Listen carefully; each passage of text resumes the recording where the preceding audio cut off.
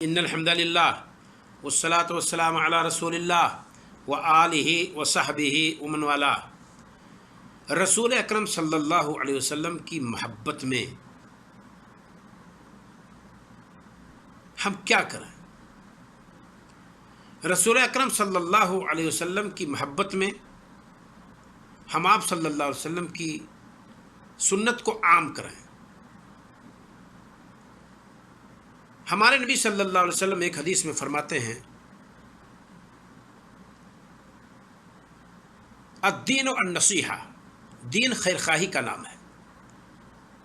قیل لمن یا رسول اللہ، سوال ہوا کہ رسول اکرم صلی اللہ علیہ وسلم یہ خیر خواہی کس کے لیے؟ آپ نے فرمایا للہ ولرسولہ ولکتابہ۔ بعض روایت میں ہے للہ ولکتابہ ولرسولہ۔ یہ خیر خواہی اللہ کے لیے ہو، اس کی کتاب کے لیے ہو، اس کے رسول کے لیے ہو۔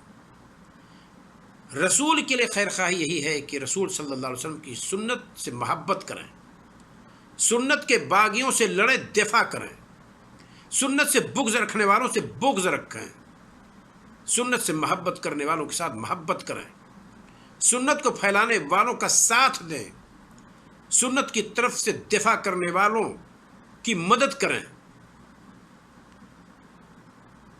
ہمارے نبی صلی اللہ علیہ وسلم نے فرمایا کہ خیر خواہی اللہ کے لیے ہو، اس کی کتاب کے لیے ہو، اس کے رسول کے لیے ہو، ولأئمۃ المسلمین، مسلمانوں کے اماموں کے لیے، کہ لیڈروں کے لیے، ان کے سرداروں کے لیے ہو، ولعامتہم، اور عام مسلمانوں کے لیے بھی خیر خواہی ہونی چاہیے۔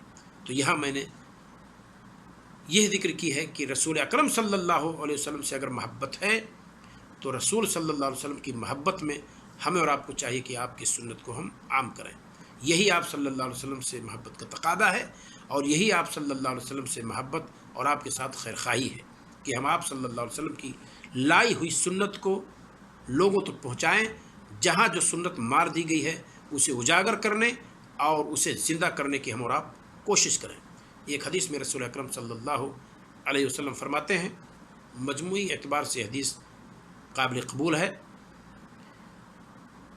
بدا الاسلام غریبا وسیعود کما بدأ، اسلام اجنبیت کے عالم میں پھیلا ہے اور ایک دن اجنبی ہو جائے گا۔ فطوبی للغرباء، غربا کے لیے، اجنبی لوگوں کے لیے مبارکبادی ہو۔ قیل ومن هم الغرباء یا رسول اللہ، سوال کیا گیا کہ غربا کون ہے جن کے لیے مبارکبادی ہے؟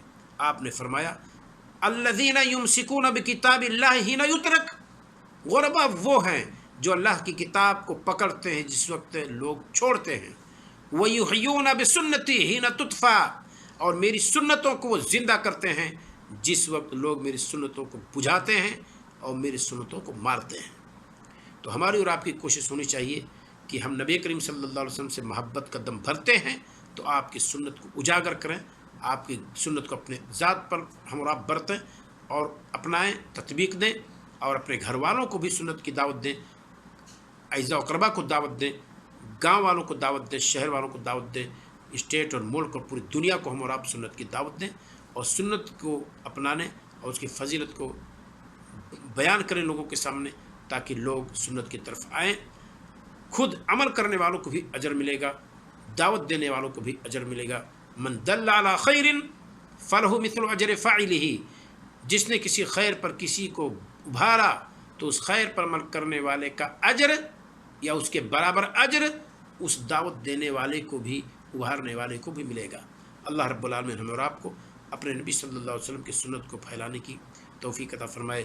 السلام علیکم ورحمۃ اللہ وبرکاتہ۔